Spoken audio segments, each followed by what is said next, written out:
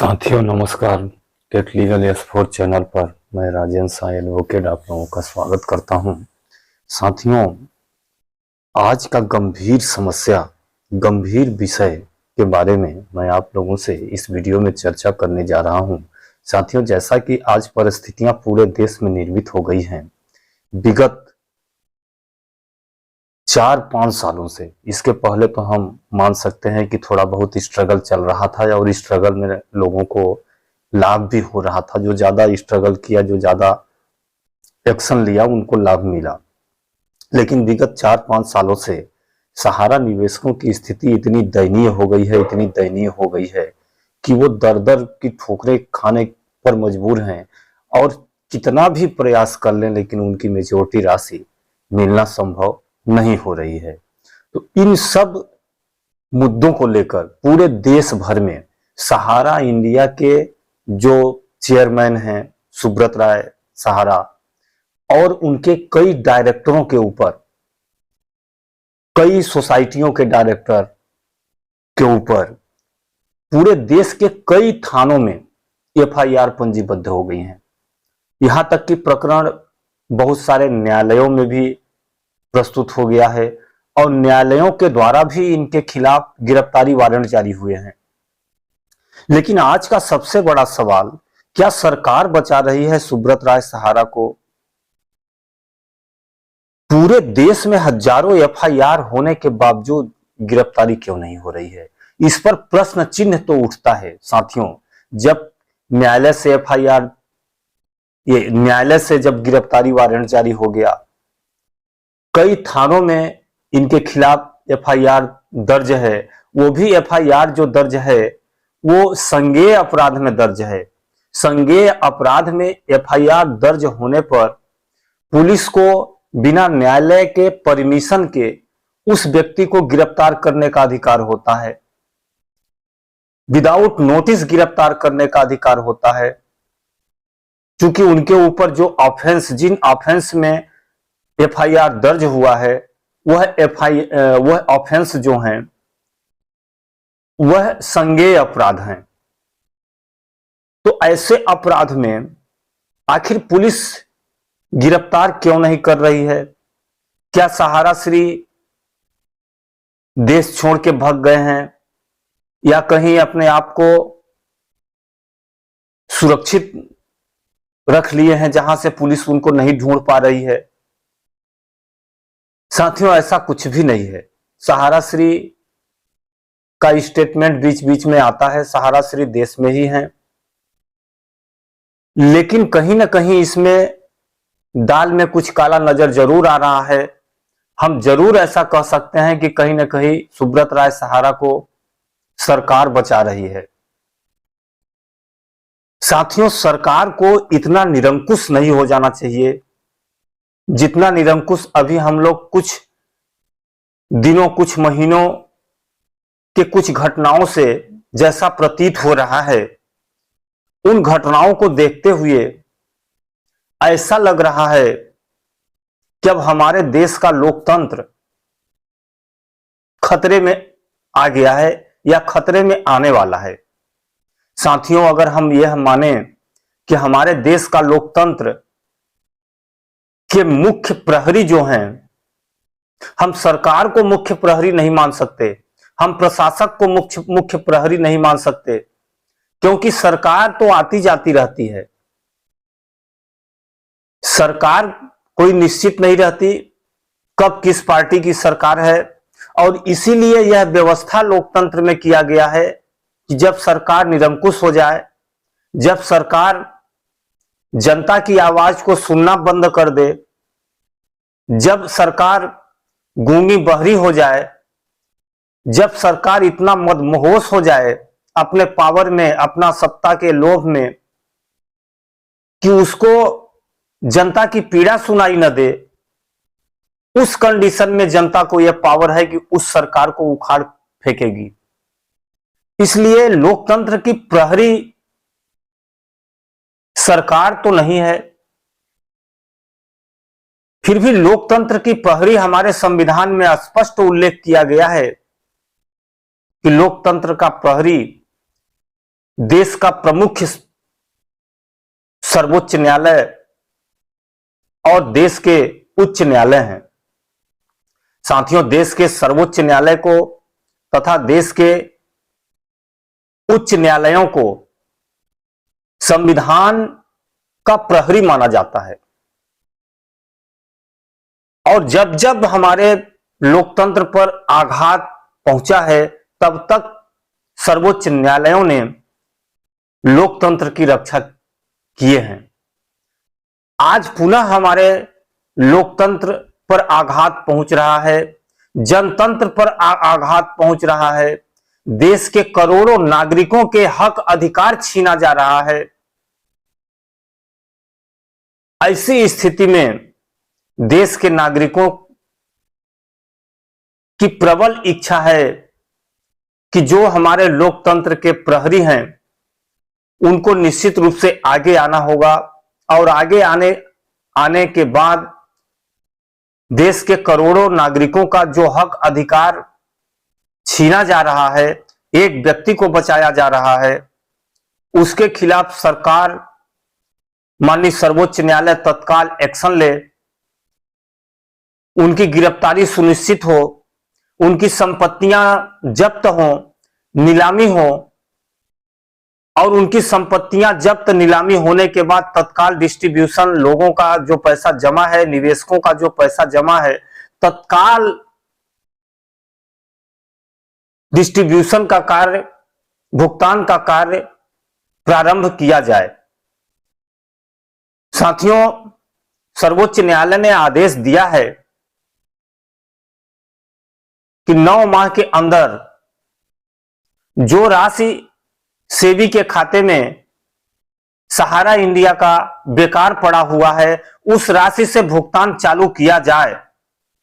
यह 29 मार्च का जजमेंट है।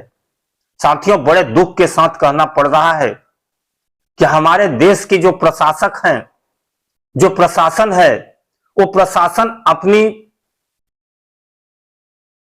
कर्तव्य से पूरी तरह से विमुख हो चुका है और न्यायालय के आदेश को भी मानने से कतराते नजर आ रहे हैं। साथियों, जब हमारे देश की सर्वोच्च न्यायपालिका आदेश करती है तो उनके आदेश पर तत्काल एक्शन लेना चाहिए और तत्काल कार्रवाई शुरू कर देनी चाहिए।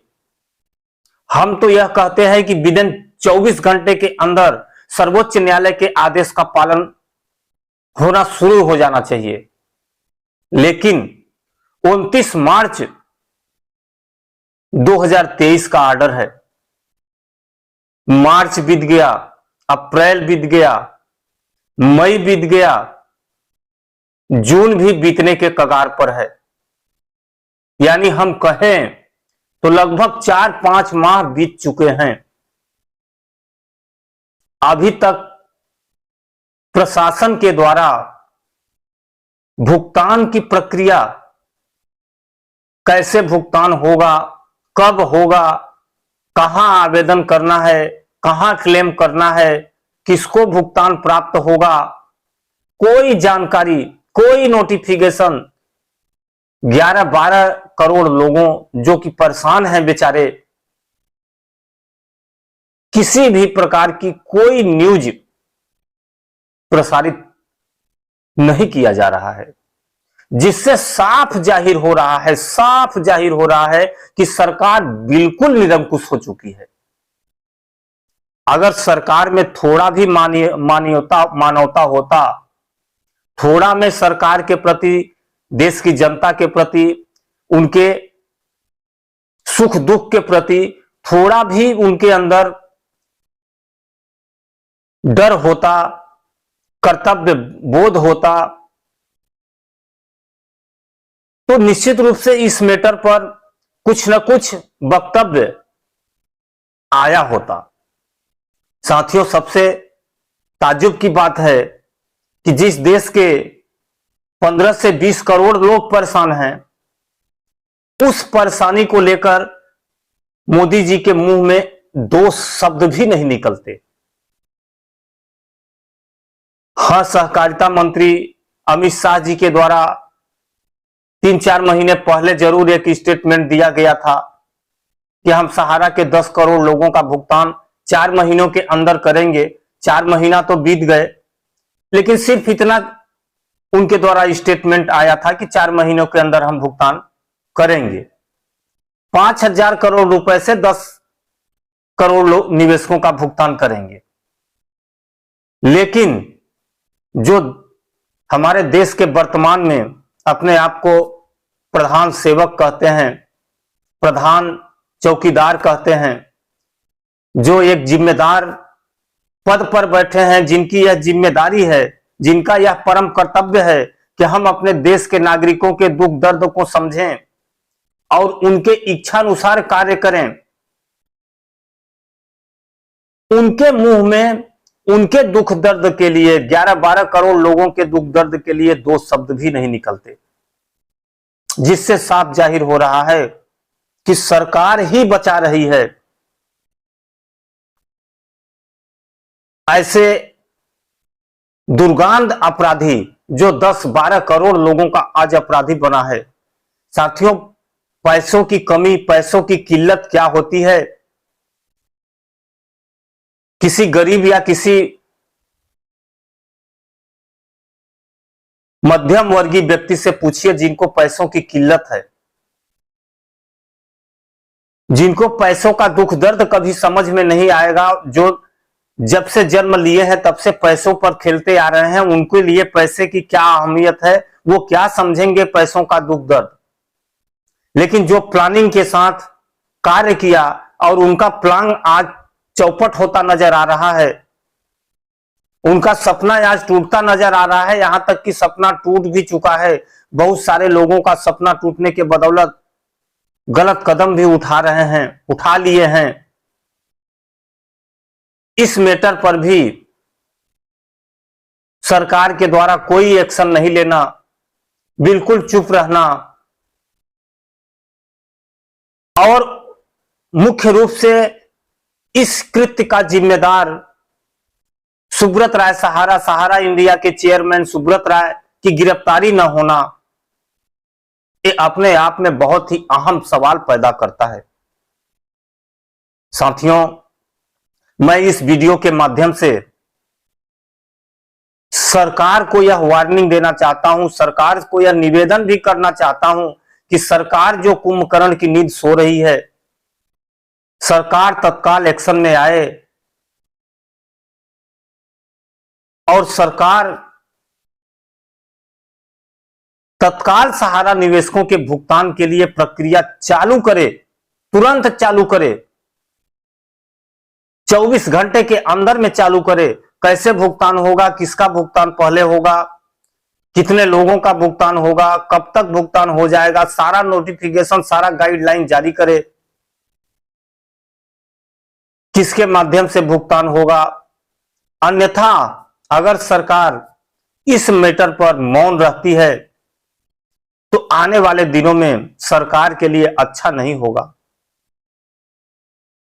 क्योंकि जनता के हाथ में वो पावर है कि ऐसे ही निरंकुश सरकार के साथ क्या करना चाहिए।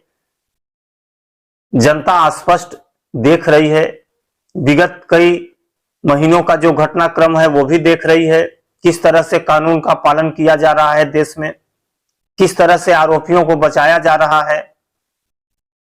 तो ऐसा न हो कि इसकी भारी कीमत सरकार को चुकाना पड़े।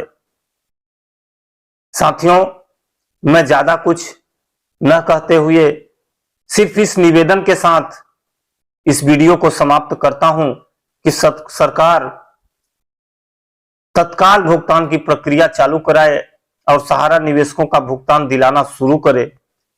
इन्हीं बातों के साथ मैं अपनी वीडियो समाप्त करता हूं। साथियों, कृपया अगर वीडियो अच्छी लगी हो तो लाइक करें, शेयर करें, चैनल पर नए हो तो हमारे चैनल को सब्सक्राइब कर लें। साथियों, नमस्कार, आज्ञा।